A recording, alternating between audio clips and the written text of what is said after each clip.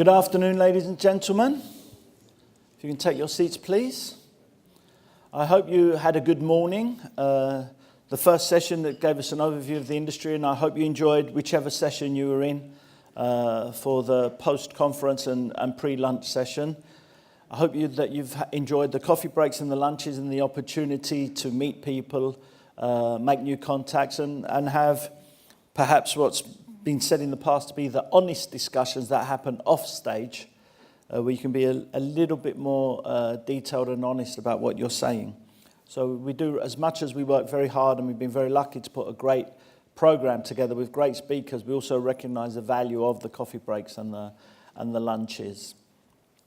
So I think this session we're looking at, I suppose, what we're always trying to do, the pursuit of continuous improvement. How do we continue to improve what we do? It's everybody's role in every company. It's almost a lifestyle thing.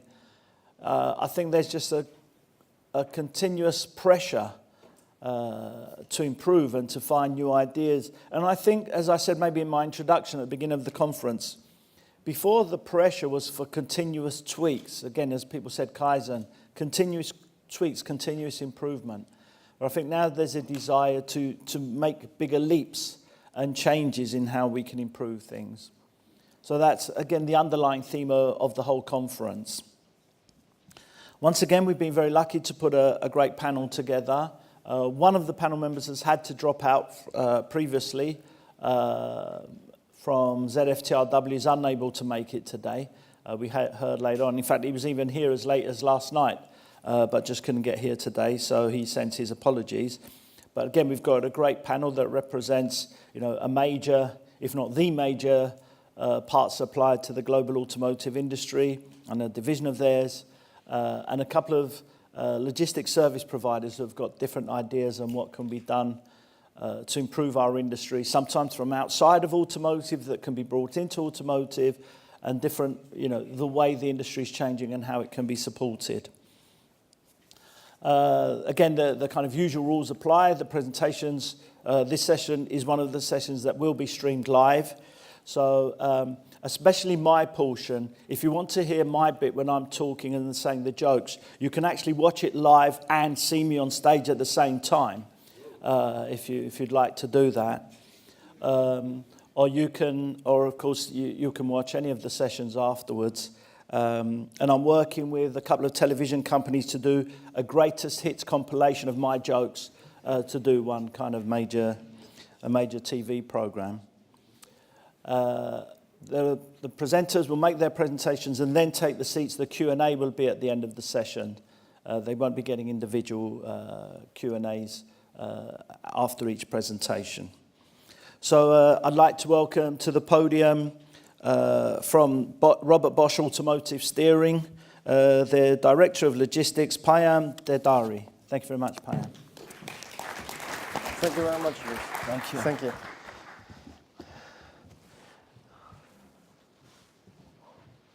Hello, everybody. So we would like to speak today about continuous improvement.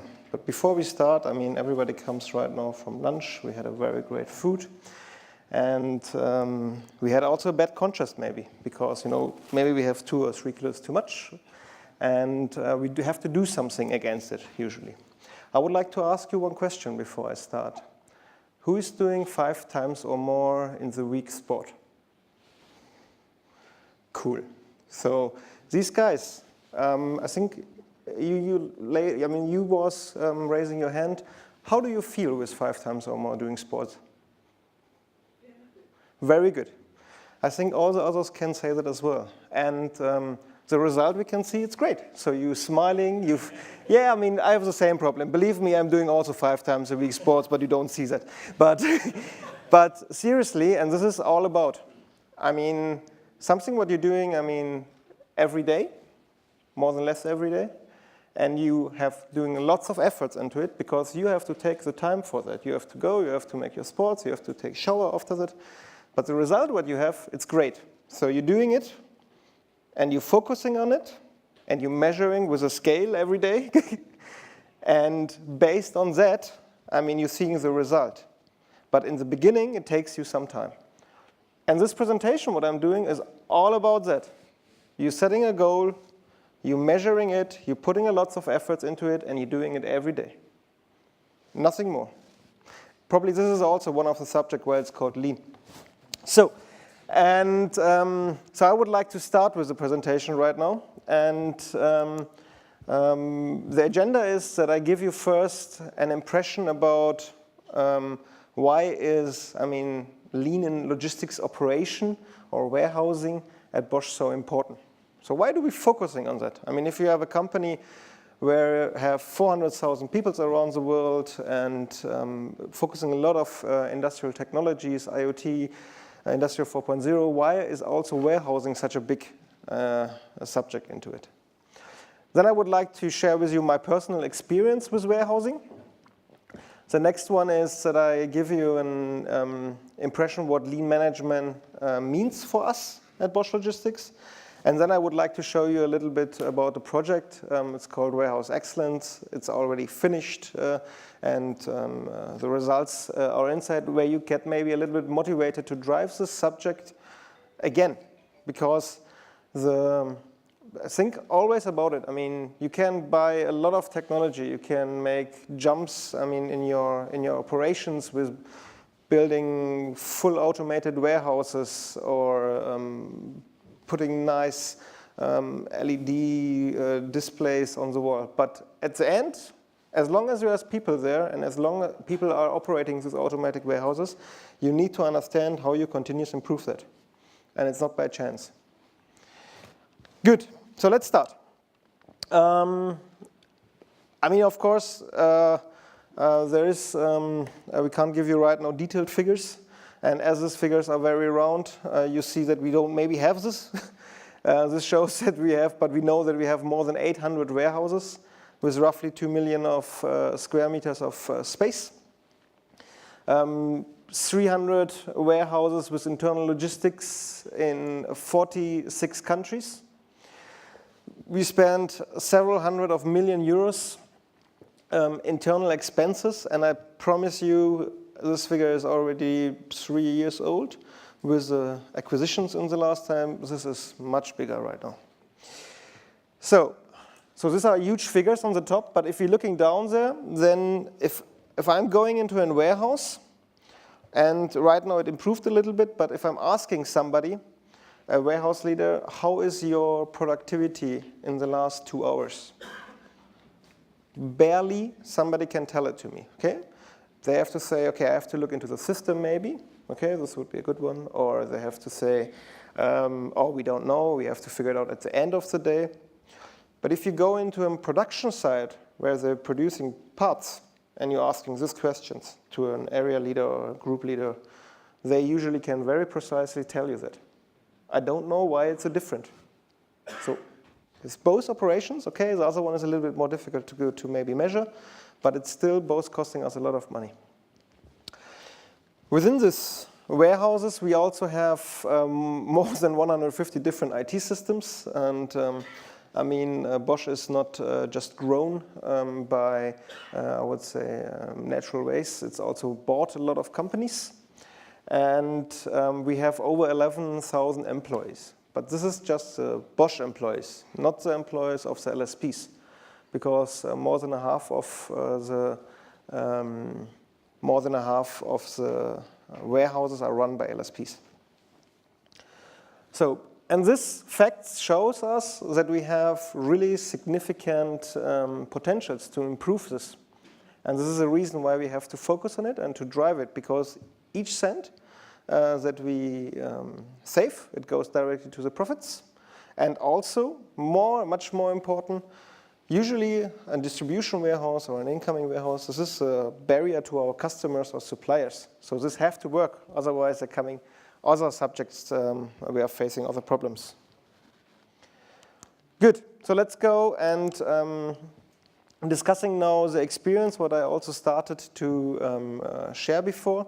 And this is really my personal experience, what I have when I'm visiting either Bosch warehouses or LSP warehouses. So I think all the bigger LSPs I know pretty well. I know as well also the medium-sized area, especially in the Europe market, quite good. and some of the smaller ones.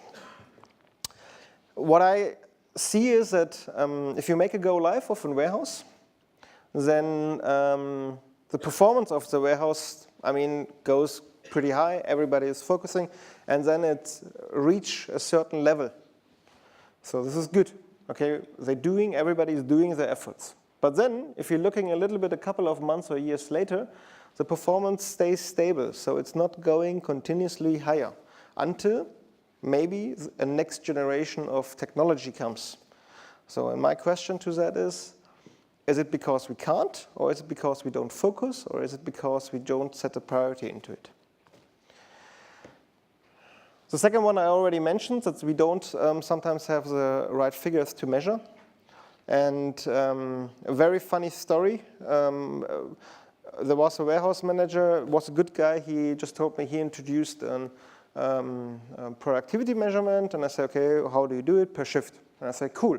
You measure the productivity per shift. But what does it say to you at the end of the shift? He said to me, yeah, okay, how was the productivity? And I say, okay, but can you react then? He said, no, because everybody gone. So next shift coming, so I have to see what we do. So this was a way where he started to do per hour doing it. And then I started to communicate with him, okay, you're doing it per hour. What do you see right now? He see at the end of the shift, the productivity went down. Okay, so do you have any ideas why in a picking operation at the end of the shift you have maybe 30% less productivity? Any ideas? Come, what is your belly feeling? Tell me. What is your belly? Everybody have a belly feeling. No? Yes, thank you very much for that. It was also my belly feeling, okay? They think they want to go home, they are maybe not focused or something, and these guys, they don't do it. But it was not like that. With this measurement, we could focus into it and ask the people what happens. And we just figured out that the handhelds that they have, where they're getting the picking route, they have to finish a picking route, okay? And then he can hand it over to the next guy. But he can't start a picking route and then hand over the half of the picking route. So because it doesn't allow with the user. So a very simple change in the software allows us to improve the last hour by 30%. And this is the things why you have to use, measuring, and not to take out the whip and saying you have to work harder, to give you a chance as a leader to ask your people what the problem is. So the other ones, focusing also a little bit on the time. We will, I just see some people doing some pictures. Don't worry, everything what you see here you will get as well. You can anyway contact me. I will not focusing too much into it because I would like to show you more the results about the problems.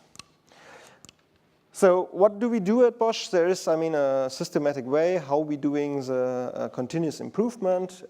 Nothing, the combination between it is by Bosch, but of course everything what you see there you can read in all the books or experience what you also have from Toyota, from Woebke and Jones, and this is all behind it.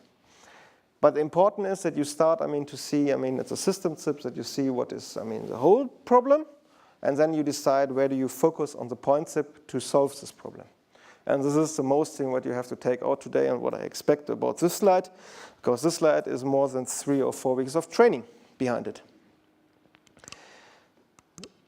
So we set up a project because we faced these problems and we saw it and we didn't know what to do with the 800 warehouses. And we said, okay, we as Bosch, we would like to focus on 17 warehouses, own and logistics provider, and we would like to gain by ourselves first experience. So we set up, an enabling concept, what you see on the right. We set up milestones. We enabled them really with coaches, trainers on sites and together also. So there was people from big LSPs with other people from another LSP sitting together in a room and discussing about lean. It was a new way, and it was cool, and it was pretty dangerous, but it works. So, we worked together on that, set our milestones, and then we support them 1 year. And the second year, we still support a little bit, but we measured more, okay, what does it change from the productivity and also from the maturity of how they're driving lean. So we set up a maturity assessment.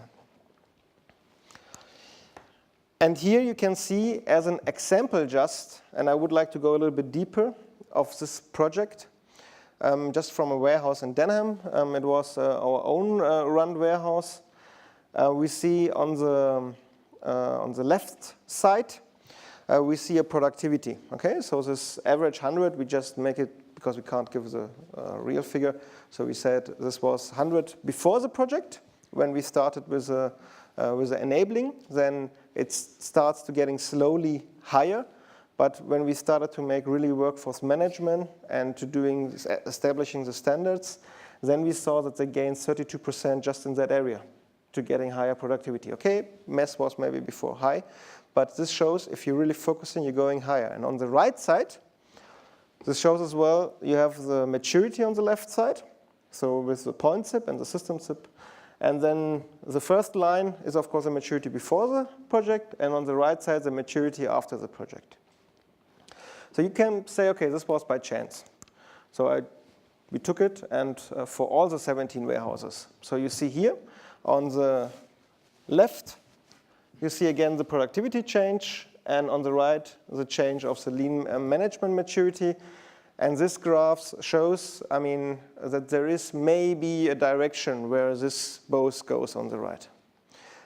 But this graph shows you also something else. Who has an idea what this graph also shows? What is the specific of this graph? I mean, of course, this is the red line what I was putting into Insight, but why does it not starting at 0?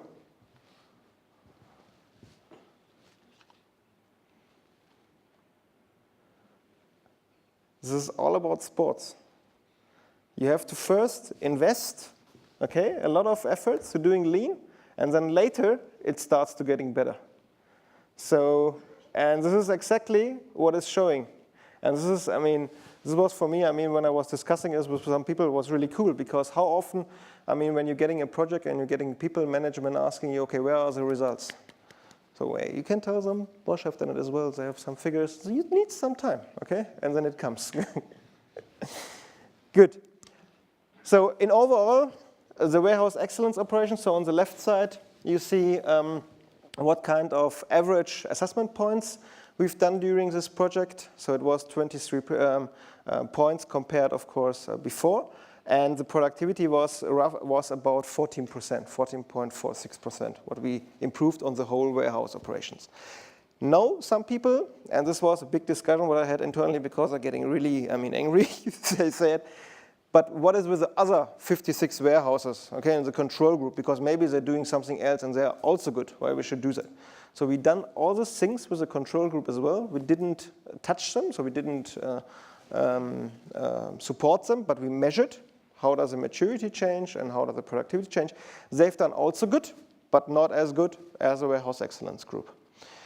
And this was the base for our management to setting up really a global initiative, to setting up the people, to building a consultancy, to building a department on global, and to driving it into the 800 warehouses around the world. The results out of this is, by the way, in this book written. If you just Google it, you can download it for free or just order it at Amazon for 34 euros. So, or you contact me and I send it to you. And you can see in detail what was done, how do we enable it, and really see the figures as well in which warehouse what was there. Good. So then at the end, I would like just to sum it up that if you hear a lot of things, okay, like IoT and Industry 4.0, and these things are very important and you have to follow them. And also when it comes, I mean, some words like big data. But before you starting all the things to doing and to doing the investments, maybe go one step back and think about it, what you can do with paper and pen. So if you've done everything with paper and pen, and I mean, of course, there are operations that are highly automated, paper and pen will be a little bit difficult, but if you've done everything and you think, okay, your operation is driving it by themselves and you're getting the productivity gains and your mindset of the people are the right way, then think about big technology jumps with investing. But before you didn't done it as a leader, probably think about it not to do it. So, thank you very much, and wish you having fun with your sports because the results are great.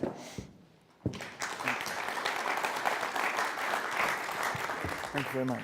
Thank you. Thank you very much, Payam. I'm not going to comment too much about the exercise and losing weight because that's obviously been a success factor for me, so I don't need to say it. There was also a comment earlier that someone thought that Payam was my son. I was quite insulted because obviously you could see by looking at Payam that he's at least 20 years older than me. But what was surprising that he was actually even more insulted than I was that he was considered to be my son, which was a bit disappointing. But thank you very much for sharing your practices on improving the warehouse management. And again, something I mentioned in another session earlier, sometimes the innovation, the improvements we're looking for, sometimes we look too much for tech. We're looking for some amazing technology or robots or drones or whatever it is. Some of the ideas and changes that will improve what we do are simpler. They involve some kind of tech because you have to measure. But the idea is, I think the main thing is about thinking differently, how you can change things by thinking differently, not just by relying on technology and so on. So it was a simplicity in a way of what Payam was just describing there that was particularly interesting and valuable.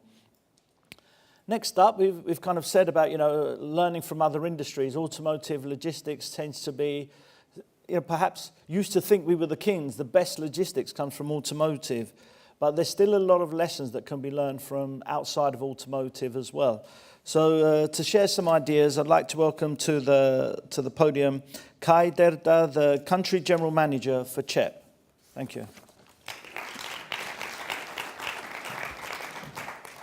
Thank you. Yeah, good afternoon, everybody, and welcome. So, as he said, I'm not really familiar to the automotive business, and I hope that you stay in this room. But I want really to share a little bit about what we are doing in the food sector, in the retail environment. And I think that all of you are also consumers and shoppers, so you're probably aware of the problem which I want to describe and also the solution we found for that. So the topic is promotion tracking, so tracking of promotions, and the digital revolution at the point of sale. Just to give you a short overview, who is CHEP? So we belong to the Brambles Group, and you see a second brand which we have in the Brambles Group is IFCO. IFCO is doing or is a global leader in pooling of reusable plastic containers. So if you enter a store, you go to the fruit and veg department, you often find this reusable green or black crates, and this is often managed by IFCO. On the CHEP side, we have two different brands or two different business units. The one is the automotive, which are my colleagues, and I'm responsible in Germany here for the pallet business. And we have founded last year as on our way to put more efforts in trace and tracking, the Brambles Digital, and this is a business unit which is based in Silicon Valley, and they are supporting us on everything what is around tracking and also making additional value out of our data which we have. So the topic or the project which I want to describe is around our smallest pallet which we have, and this is the quarter pallet. And if you visit our booth here, you will find one of it that you can see it, how it looks like. So the businesses or quarter pallets are mainly used for promotions at the point of sale, so in the retail store. Just to give you an idea how big the business in Germany is, we have roughly 10 million or a little bit more than 10 million pallets in our stock. We manage 29 service centers in Germany where we inspect pallets, where we wash them, and where we reissue them. And we have a network in Germany which is quite large, which is more than 50,000 delivery points where at the end our pallets end up in stores, in petrol stations, in hypermarkets, and supermarkets. So a quite complex network where it's very difficult to keep control out of that. And as said, the quarter pallet is mainly used for promotions. So all of you probably know when you open on Saturday or Sunday your post box, you have all these nice leaflets with the promotions of the week from retailers in it. And those products which are in there are often displayed in the store on such a little blue pallet, which is called a quarter pallet or display pallet. And how important promotions are, you can see from this first figure, and that says that in some categories you have more than 50% of the turnover which is created or generated in retail is coming from promotions. So without promotions, the retailer and also the manufacturer behind it, they would lose a lot of money. So promotion is a very, very important tool. And the second thing is, or the second number is that when you use those displays or quarter pallets for a secondary placement of the product in the store, so not only in the standard shelf, but also in a second point in the store, example, at the gondola end, at the checkout zone, or in the middle aisle, you can really push your revenue because it influences the impact buying of people. The consumer runs in front of the product, and then he really is influenced to buy this product. And as you can see from the number, you can really increase the revenue by just using a secondary placement by more than 40%, which is, of course, a big revenue driver. So, I mean, that's all good news, but there are also some bad news, and that was what we identified in a former project. The project was mainly run by the Metro Group. You probably know them. And what they made was they really manually, with paper and pen, they measured really how efficient are those promotions. And the result was a little bit shocking because what they found out is that 18% of those pallets are not reaching the shop floor when the promotion starts. So on Monday morning, the product is simply not there. You have advertised it in the leaflet, but you don't have the product at the point of sale. And the reason for that is that 7% even don't reach the store. So they never made their way from the DC, from the distribution center, to the store. And another 11%, they are in the store, but not in the front store, but in the back store. And that's all about efficiency and processes. And clear sign for that's not working in reality. Nobody has really a clue what happens to those displays. So when you ask the manufacturer, he says, when I deliver those products to the DC of the retailer, that's after that I'm absolutely don't know what happens to my display. And that's my product. I do some advertising for that. I have television advertisement, for example. I simply don't know what happens with my product. And the same is a little bit also on the retailer side. So the retailer headquarters, they don't know what happens really in the store. And that's why we started this project. And the intention was really to increase at the end the sales. So we want to contribute as a logistics company to increase sales, which is not often the case, but that's our intention here. And also to increase the efficiency of the whole process. And how do we want to do it? We want really to have the supply chain transparency. So we want to give the information to the parties to understand, okay, where is my product now and how good is the promotion executed. And of course, also the on-time placement of this product. When the promotion starts Monday morning, it should be there. Because otherwise, as you probably know it from your own experience, if you stand in front of an empty shelf, you are dissatisfied and you don't have your product. And you probably, if it is good for the retailer, you buy something different. If it's not good, you leave the store. And that's really happening. So what it also should help is through that transparency and through that data which we are collecting, we also want to give an indication to the retailer and manufacturer, okay, what would be the best volume you should have ordered? Do you have enough or do you had too much in the last promotion? And if the same promotion is coming up 3 months again, you have a databasis for really choosing the right order quantity, which is today simply not happening. And of course, last but not least, if you have the right order quantity, of course, you then increase the product availability and you increase, of course, also the customer satisfaction at that point of time. When we started the project, it was very supply chain driven, more or less. And then during the project, we also thought, okay, we can do something different. If we have a pallet which is equipped with Technic, we can also use this Technic to interact at the point of sale with the shopper and have the next idea to generate new revenue. So really influencing the shopper at the point of sale via our pallet and the information we have it to buy more. And I will come to this in a second. So we started the project last year with some pioneers, like we called it. So CHEP, of course, as we have the pallet, so we delivered the pallet to the project. Mondelez is the number one in Germany in confectionery sector. Real is a very big hypermarket store of the Metro Group. And we also included Payback, and Payback is Europe's largest loyalty card provider. So they have a lot of consumer data, of shopper data, and they know exactly what people want and what people buy and what they don't want to buy.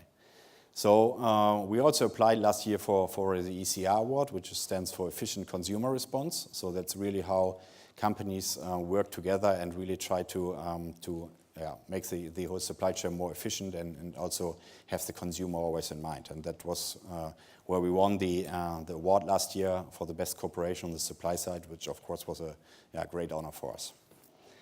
So how does it work? So what do we want to track is we really want to track the pallet through the entire supply chain. So the supply chain here in this segment started at a co-packer or the industry company. So that is the company who is building the display. So they are putting the products into the display. And then it is transported to the DC warehouse of the retailer, from the retailer to the retailer store. Yeah? So the intention is really to track the entire supply chain so that we at any moment in time we know where the pallet is and where the product is. And when it is on the point of sale in the front store, we want them to interact with the shopper to increase their sales. And how does it work? That's pretty simple. And we were also discussing very exhausting technologies, so we could imagine everything. But at the end we kept it very, very simple. And this is all you probably can't see it. That's this little beacon which we are using in the pallet. So a beacon which is using Bluetooth low energy and sending this constantly this signals from the pallet to the environment. So and on the other hand, we also use, and you all have one and know it. We just use the smartphone for really having an app on the smartphone, which is then getting this signal and then just giving us the information, storing for us the information that the pallet was seen at a certain point in the supply chain. We can take from this data, we can then say, okay, where the pallet was. But I go a little bit more in detail afterwards on that. So that's how the whole thing works. Very easy. Yeah? We have also in the past, we have done a lot of trials with RFID and things like that, but always the challenge was that the infrastructure, the investment you need is quite expensive. Nobody was willing to invest in this infrastructure. And just if you can come back to this 50,000 delivery points, if you can imagine that you need 50,000 delivery points with RFID equipment, then it's quite expensive. So we wanted really to have a solution which is quite easy and which is easy to replicate. So just flip through. So how does it all work? So it's quite easy. In the CHEP service center, what we are doing is we are installing this beacon to the pallet, and the pallet has an gray code, so that is a unique code of the pallet. And we then marry the UUID of the beacon, so that is the unique identifier of the beacon with the pallet. So both are then one unit, and they are a unique unit. Yeah? When we bring the pallet to the co-packer, what the co-packer is doing is he's putting the products on the pallet, and he is marrying then the gray code together with the product EIN code, yeah? So the barcode. Yeah? So they are marrying those two codes. So at the end we have a unique unit of pallet, beacon, and product. And at any point of time when we identify the pallet, we also know which product is on there. Or when we identify the beacon, we know which product is on there. And how does it help us to then measure really what happens in the store? And that is the key point. As I said before, 18% of the products are not in time in store, and that is just an example which we found in one of our tests. You can see on the left-hand side there are 3 different stores we had in this test 2 products, the famous Milka chocolate and the Oreo biscuits, sorry. And we had different numbers of displays per store, so 3, 2, and 4. And what you can see here in the light blue color is when we first time identified the pallets in the store. So starting with the first display, it was moved on Saturday 4 p.m. to the front store, and then it was there during the promotion until Thursday, and on Thursday it was sold out. So normally the promotion goes from Monday to Saturday, so you need to be, you need to have more products on place, and you can see then the third display was probably after the first one was removed, it was empty, they then replenished the third display to the same place. And it was sold out until Saturday, so everything is fine, more or less. What is not fine is the second one, because you here see you have an overstock after promotion, which is not in the interest of the retailer. Because the retailer, every Monday, he has so many promotions, he has so many more displays coming, new displays coming, so he needs simply the space. And that's why he's not interested in really having this overstock. So from that information, we can then say, okay, look, next time you should think about, do you really need 3? Should it be only 2? Yeah, so but give him an advice how we can act in the next time. The second store executed it perfectly. Yeah, so Saturday, before the promotion starts, on the floor, and on Monday, the week after, it was then removed, so everything is fine. A very interesting thing is the last one, because that is really the reality, which sometimes happen in retail. Yeah? So you can see that all the products were moved in the evening, late in the evening, short before or after the shop closes, to the front store, and they were already removed again the next morning. Yeah? So where you say, okay, there's no shopper in the store, how can that happen? Yeah? So what are they doing there? So what happens is that the store staff, they replenish the product from the display pallet directly into the shelf, which is absolute nonsense, because you want to you want to have a secondary placement. Yeah? You want to have this 41%, which I was describing as additional revenue.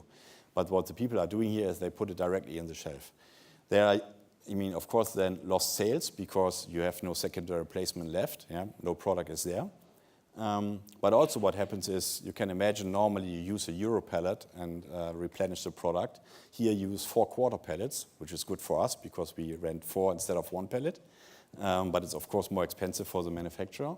And on the other also, if you have this cardboard display, which has a high relevance for the marketing department, as shiny glossy cardboard paper, which is not very often very expensive.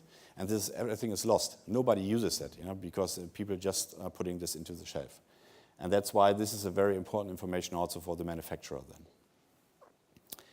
So what we are then doing is, really we are talking about real-time information. So BXB Digital, so our colleagues, they have developed then a dashboard where we really can, in real time, follow in different stores, in regions like you wanted, or the whole of a country, for example, how many pallets are in back store, how many pallets are in front store, how was the compliance in front store, how many pallets are already sold.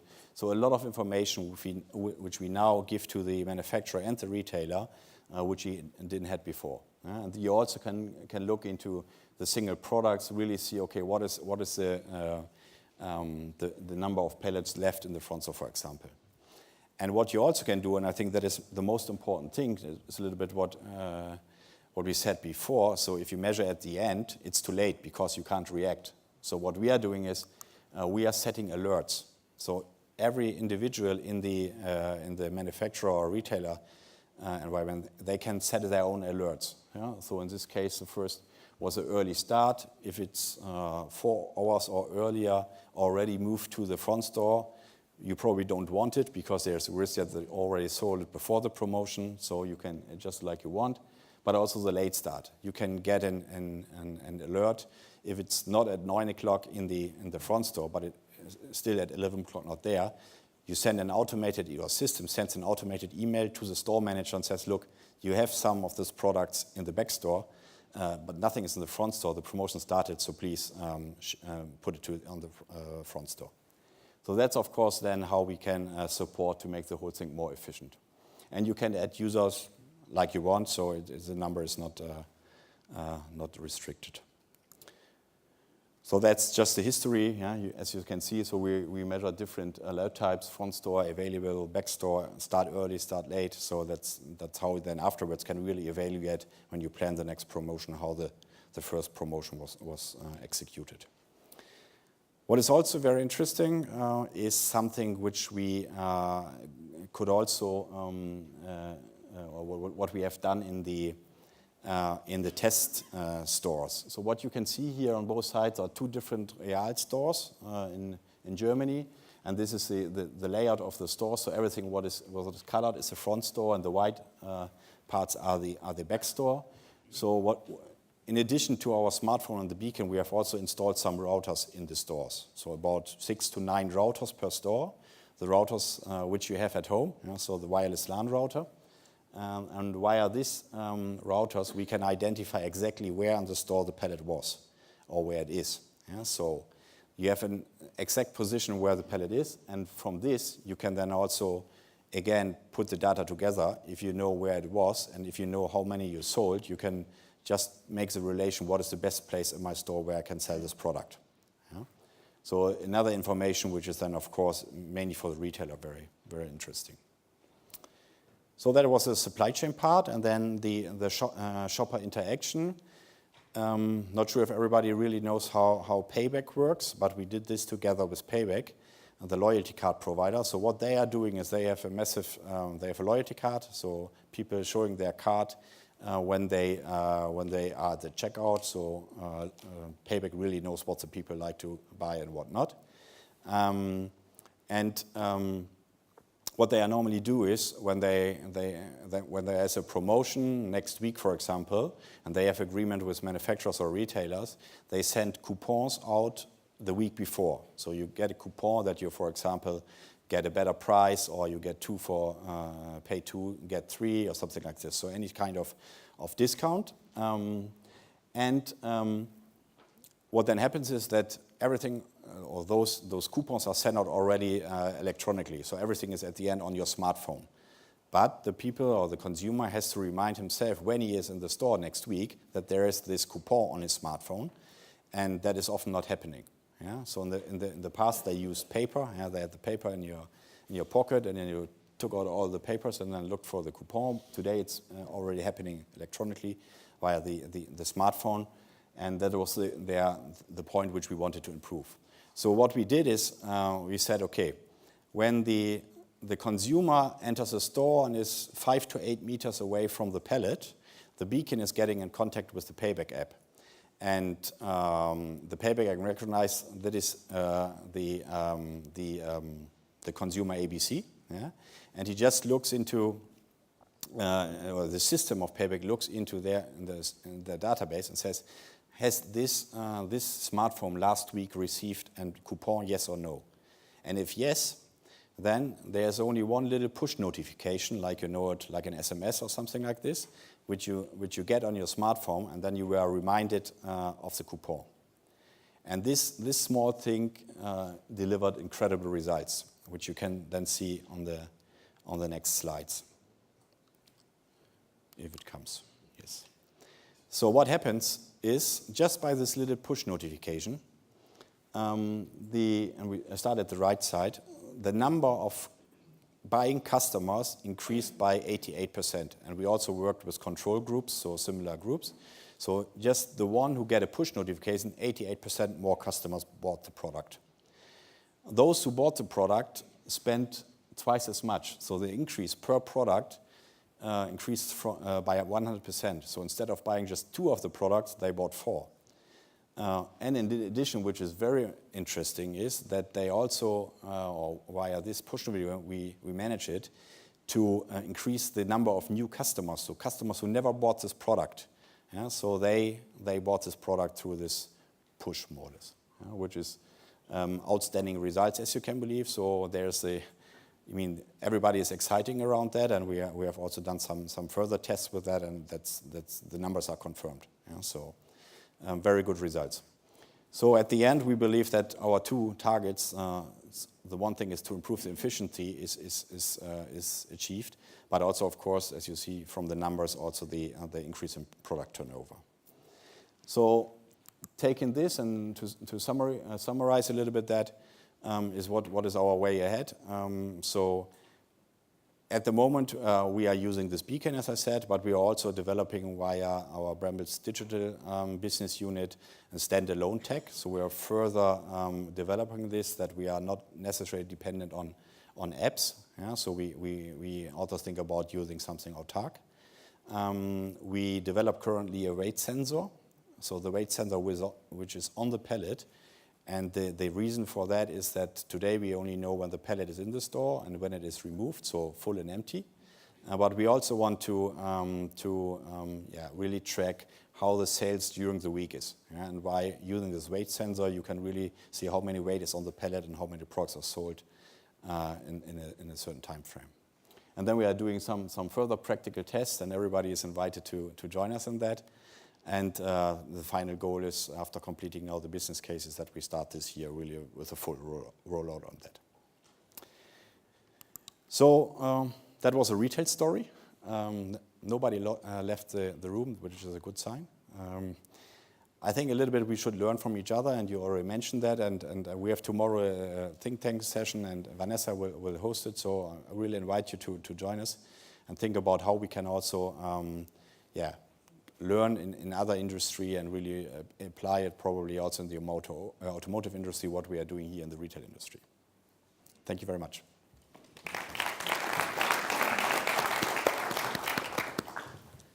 Thank you, Kai. Thank you very much, Kai. And a different kind of solution in some ways that we've seen, the CHEP solution that maybe we've seen in automotive, but how it's been seen elsewhere. And we'll have a think about how that can be adapted to the automotive world. And if you go to their stand, I can definitely support the fact that on the replenishment, because I've eaten so many of their potato chips, but they still seem to be replenishing the stand there. So next up, I'd like to welcome to the podium Vegard Synnes, the head of key accounts from Beijing Changju CDC International. Thank you, Vegard. Wow, two very good presentations, so how to follow up on this. At least I will take it to a bit more of a global level. I'm with the Chinese logistic group, and we are one of the operators on the railway between China and Europe. So I'm going to talk a little bit about how the tiers of part suppliers can find new efficiencies in their global supply chains using this, the new connectivity between Europe and China. Now, this is quickly the agenda for today for my speech, and I will just give a quick introduction to our group. Our group is spearheaded by Changjo Logistics, one of the biggest independent, or the biggest independent automotive 3PL in China. It's the only one among the top dogs in China that are private-owned. All the other big ones, they're all state-owned. Changjo was the first in China automotive 3PL to go public, so far the only one as well. And they're a company holding around 12% market share on finished vehicle logistics in China. In China, our group together offer a lot of services both on inbound and outbound. And on a global level, our main service offerings is the China-Europe Railway and returnable packaging.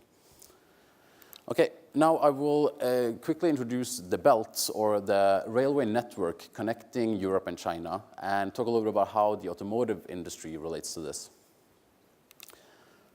This railway connection, it has been in place somewhat since the start of the 20th century, but it's not until recently that it's really been starting to get traction as an efficient way to transport goods back and forth between Europe and China. It is one of the main initiatives in Xi Jinping and China's One Belt, One Road strategy to reach out into Central Asia and into Europe. The railway part of this is run to a great extent by the China Railway Express, which is the banner organization orchestrating a lot of this. Currently, there's 39 lines directly connecting 15 European cities with 16 Chinese cities. And there's also very good possibilities of further intermodal connections on both sides. If you look at the right side here, you see the number of rail journeys that have been done back and forth between China since 2013, and some expectations for where we hope this will lead in the future. Now then, what does this new connectivity offer to the automotive industry and to the parts suppliers? We usually say it offers, it's a new mode, a new choice in transportation that offers a cost advantage over air and a time advantage over sea freight. Now, here you can see roughly the outline of the main lines connecting Europe and China. There's 3 corridors in and out of China, the central, the southern, and the northern corridor. On the bottom here, you have the total vehicles manufactured in 2016. I put these numbers up because I want to show that almost 50% of all vehicles manufactured were manufactured in either within the EU or in China. So just like thinking about these numbers, and you can see, you can understand the significance of this new connectivity within these major markets, what it will have now and what it will have in the future as well. So we're talking about the parts suppliers' supply chain. So here you can see the automotive parts trade between Europe and China. As you can see, it's been growing rapidly ever since the end of the financial crisis. Now, what I want to look at here is the imbalance between Europe exports and Europe imports. You see that Europe is exporting way more than what it is importing. Now, if you look at the other graph here, that is the number of both westbound and eastbound rail journeys between Europe and China. And as you can see, there's a much larger number of rails running from China to Europe than the other way. So what I'm getting here is that we think that the parts suppliers in Europe have a chance to perhaps move more freight over to rail, bringing about a positive impact on this imbalance in railway flows. Okay, for a quick look at some future connectivity development initiatives being carried out and some opportunities as well for the parts suppliers. This map is somewhat of a standard office wall decoration for anyone working with the rail in China. Here you can see the main routes, corridors running out of China, and also some down in the lower part there, you can see some future development parts. And there's plans of setting up well-functioning railway systems through the Central Asia into the Middle East and also to Europe through Turkey, as well as some plans for future connectivity with markets like Pakistan, India, and also Southeast Asian countries. Now, here I've highlighted some of the important automotive markets that stand to benefit from this new connectivity. Not only through the direct railway access, but also through the indirect access markets like Korea and Japan are getting through being able to connect with the railway through shipping from either China or Russia. And if you look at the total amount of vehicles that were manufactured based on 2016 numbers within this whole connected region, it raises to almost 74%. So that's almost 3/4 of the global automotive industry that stands to benefit from new shipping alternatives, from reduced lead time, from hopefully also from increased efficiency. Now, it has to be said that the transcontinental railway is still at a fairly young stage, and there are some certain developments that needs to happen before it is fully efficient. And it is important for the parts suppliers to be aware of these, and yeah, know what kind of issues you can face in using this transportation method. Now, first looking at infrastructure, we see there can sometimes be some issues at the border crossings, but there's been a lot of developments there so far. Now, we're looking at the China-Kazakhstan border now. There's a new border crossing called the Korgos Gateway, and other initiatives like this as well is helping to facilitate a more smooth flow over the borders. There's also a need for dedicated consolidation centers and intermodal terminals on both sides of the Silk Way. And I will come back a little bit later to what we are doing to help facilitate this. Electrified railway infrastructure, new railway tracks connecting the Silk Road network to existing networks in, for example, Uzbekistan, Iran, and other countries along the Silk Route are being put in place. So there's going to be a bigger, more extensive network in the years to come as well. From a service level, there is still room for improvement on intermodal connectivity, perhaps especially on the China side. LCL shipments using the railway are becoming better and better, and with the growing volume and the more frequent use of the railway, this is going to continue to improve as well. Another point on the service side is that we need to get the routes more stable. For the automotive industry and the tier suppliers, you are dependent on getting your goods in at the specific time, hopefully the exact time slot you need them. So we need to make sure, we need to work towards having routes that deliver on time on every route, every trip. Another important point here is transparency. We see today that we offer GPS tracking of whatever goods we are sending, but we see that this is only usually used for premium value cargo. The more normal thing is to report, to do the tracking based on the reporting we get from the stations along the route. Actually, now just a month ago as well, the CRE, the China Railway Express, they launched a hotline where customers can call in to get the status of their cargo, which is helping. And there's also a lot of other parties, like us at Changjo, who are looking at ways to make the whole route more transparent, to introduce better tracking of containers and perhaps also specific tracking of LCL cargo. Perhaps the biggest steps forward in making the Silk Route more effective will come through technology. We see today that the biggest holdups often come from customer-related issues. And future introduction of electronic customs will definitely go a long way in improving this. Also, infrastructure at the border crossings are usually sufficient as of now, but there can happen some issues when too many block trains come in at the same time. That's not enough. They get the congestion at the stations and so on. And this is something we think can be eliminated through technology, through cooperation on a larger scale, to setting in new technology, new systems to manage the whole network, not just the last part.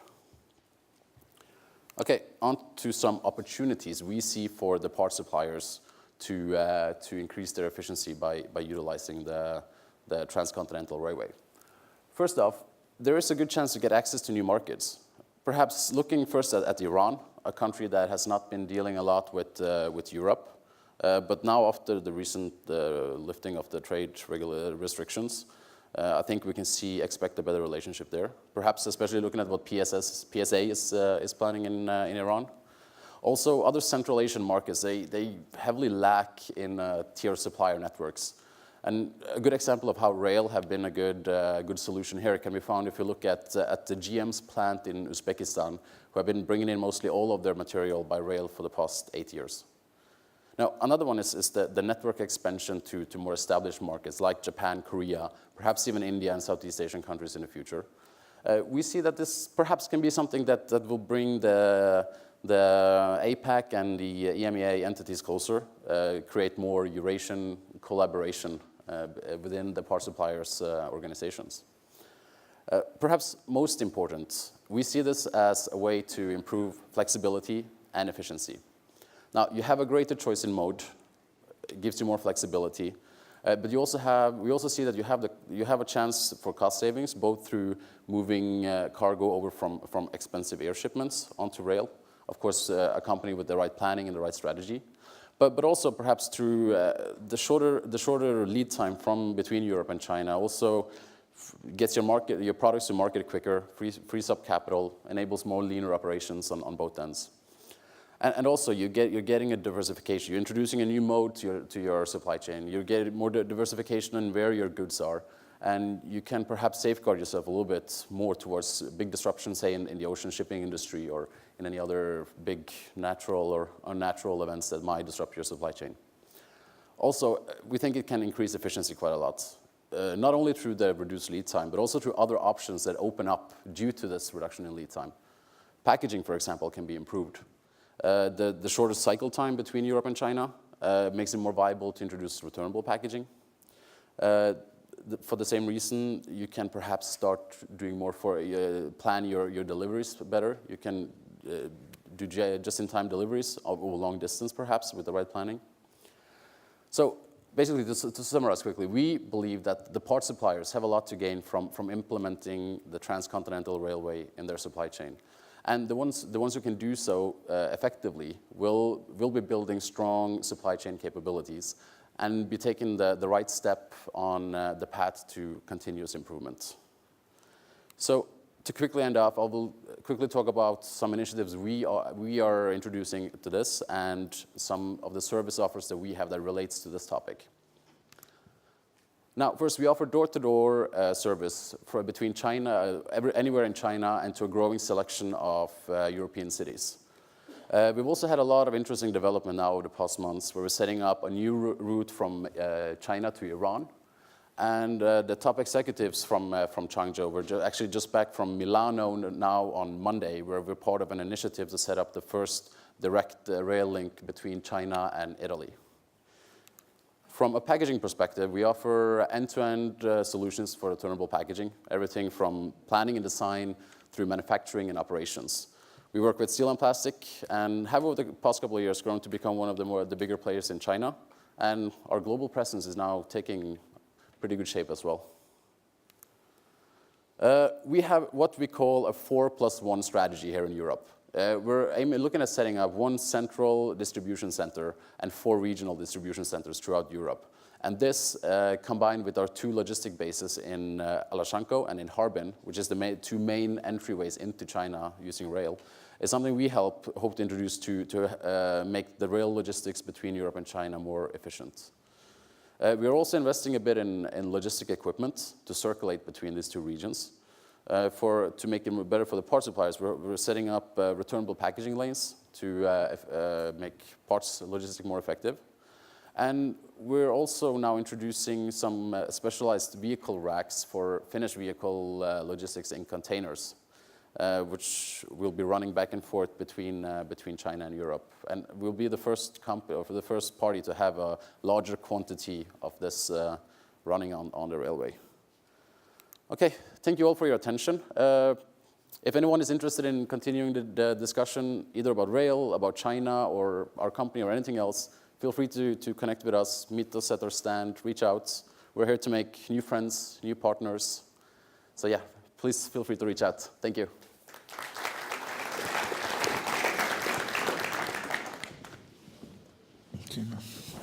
All right, thank you very much, Vegard. I was going to go to the podium, but I think I'm getting too old, so I'll stay here again. So thank you very much, Vegard, for introducing us or reminding us about the One Belt kind of concept and the road to China. Although I'm beginning to take this session a little bit personally. When we've heard the first presentation was talking about lean and exercise, the second one was talking about One Belt, or the third one was talking about One Belt, and then we hear about a replenishment of potato chips in the second one, and it all seemed as if it was specifically aimed at me for some strange reason. But now it's time for the Q&A. We heard again, different versions on what one part supplier is doing to improve their warehousing, some ideas from outside of the industry that can be again used for replenishment and warehousing, and of course another solution which touched upon it a few times over the last couple of, or yesterday and today, is the fact that the solutions are not necessarily high tech. They're just solutions, right? The rail link to China and the value that can offer the global automotive supply chain is huge. So again, it's not some super high tech solution that came from Silicon Valley, but it's just something that was existing or that's being developed from an old idea and actually being used and developed. So again, this is your chance to make your comments and ask your questions. The same rules apply. Please raise your hand, wait for the microphone, say your name and your company name, unless you're asking a very awkward question, in which case say someone else's name and someone else's company name and get you out of trouble. And again, I will also say if you never quite caught your dessert after lunch and you quickly want to go for a coffee break, I've still got some more questions, so you're not getting out any earlier. Although I must admit, all this talk about potato chips has made me want to go back to the CHEP stand again. So a question, and I don't know if it's a question or an exclamation to Payam. Did you say 150 different IT systems? Yes. We can talk about big data and the value of all this, but when you've got 150 different IT systems, how do you communicate, get the right information from them?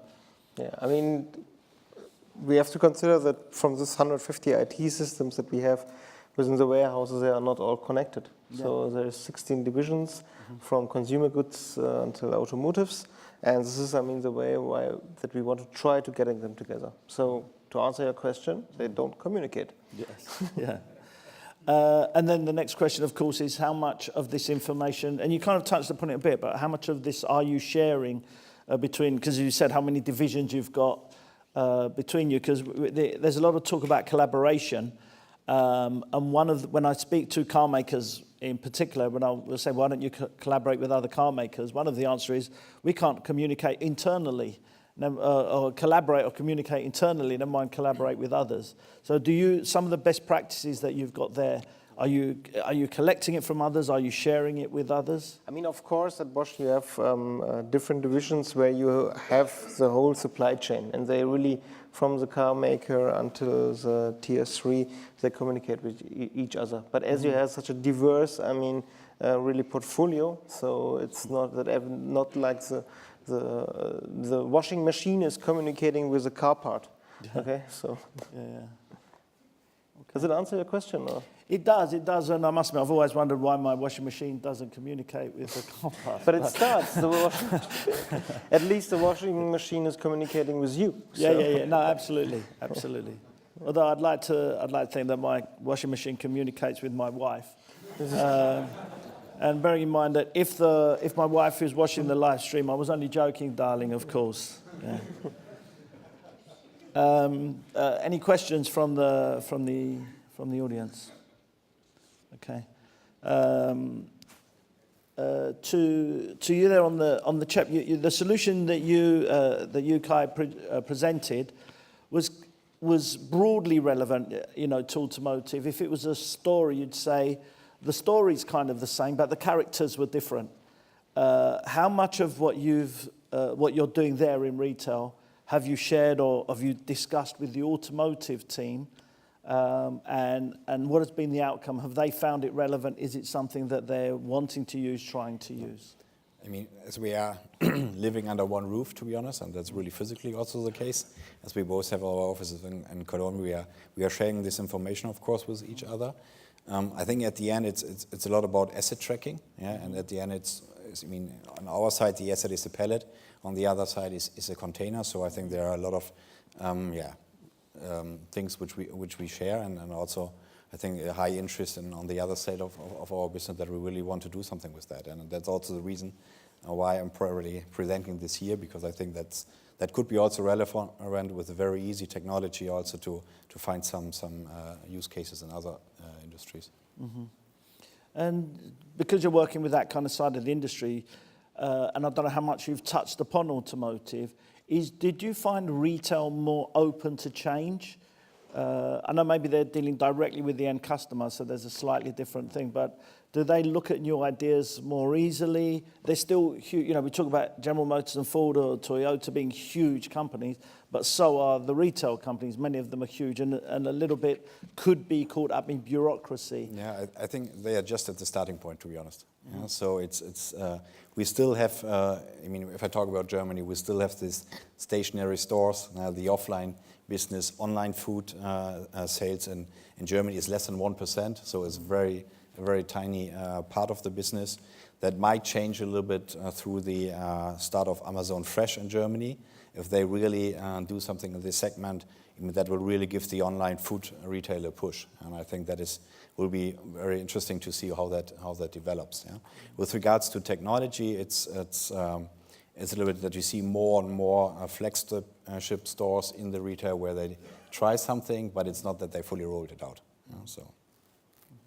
Okay, and you kind of preempted my next question, is what you're doing, is it, how suitable is it, or are you working with and develop some of these solutions for the e-commerce world, because they're even faster moving perhaps than other I think that what we are doing here is mainly focused on the offline world, let me say it this way, yeah, because we're really tracking the asset, but on the other hand, of course, we are also in the Brambles group, think about how can we support for example, in Amazon business, also in the fresh segment. So how can we also find solution for the supply chain to the end consumer? Because today there's only cardboard used, which is a lot of waste. Yeah. So are there also options to look into that, into this last mile, and can we use something like reusable packaging? Yeah. But that's, of course, much more complicated, like doing it in a more or less closed environment. Okay, and a question for Vegard on the end about the Silk Road, the One Belt and the Railroad. I've heard it obviously we do a conference in China as well, and we've heard about it there. But what is the take-up? How is the automotive industry reacting? Are they using the rail link? Well, you see, the automotive industry, besides the electronic industry, has been one of the big pushers for this. We've seen BMW setting up their dedicated block trains. We've seen now Volvo doing the same. And we see from the tier suppliers' perspective, they're also getting more and more interest. Right now, it's immense what the interest is. And we think it's going to continue to, there's going to be some challenges a couple of years ahead once the subsidies dry up. Because right now we are dependent on the Chinese government subsidies especially to do the replacement, the relocation of the equipment and so on. But as I mentioned in the presentation, we think there's going to be a more stabilization of the bidirectional flows, that you have block trains, as many block trains going westbound as eastbound, and that's definitely going to make it more viable in the long run. And stability, I guess, is something for the automotive industry that will be very necessary. So we think it's come to stay, and also for the automotive industry. Is it cost effective now? Because we're not brilliant in the automotive industry in saying, let's develop this because in 5 years' time it will save us a fortune. We're more interested in, we'll say, yeah, but does it save us money now? Is it cost effective now? It depends from where to where. Of course, inland in China to inland in Europe, to anywhere in Europe, you can get rates that are similar to ocean now, yeah. But of course, ocean will be a little bit more cheaper. But no, it's getting there. Yeah, okay. A question on the far side there, please. Yes, hello, this is Matthias Braun from Volkswagen Group Logistics. Also a question, Vegard, to you regarding cargo train within China. It's not the bridge, but what is your opinion about the growth and the perspective that cargo trains may have in China itself? Because a lot of the OEMs and also the first tier, second tier suppliers do have a lot of plants there. And what is your perspective about that? Right now, it's terrible. But it's gonna, if you ask me again in 6 months, it might be fantastic. Because I know that this is an area that the Chinese government as well is focusing a lot on. And from our perspective as a 3PL as well, we are working more, especially for the finished outbound side, to get more of the vehicles over to rail. But it is a monopoly. It's not a good history with good service level. But it is possible to arrange freight, but there still needs to be some developments before it will be as effective as it is to ship within Europe or within the US. And also intermodal terminals need to be better developed. But I think they are, if you look 2-3 years ahead in time, I think it will be a very different environment in China for rail freight in general. Mm-hmm. That has been one of the disappointments with China, I think, is the internal rail. They're almost doing more to improve and build the European rail link. China is one of those places, and I'm sure most of you have been, but you go there, I go there probably every 3 or 4 months, and you'll go there in 3 months' time, and you look up and say, where did that 100-story building or hotel come from? It wasn't there 3 months ago when I turned up. So, and the way they build ports and so on, it is a bit disappointing how they're developing the internal rail, and surprising, really. So, but don't worry, I'm not blaming you, Vegard. I'll see what I can do. Yeah. Any other questions from the audience? A question from the young man in the front. Just let me, in case that's not clear, anyone who asks a question will be deemed a young man.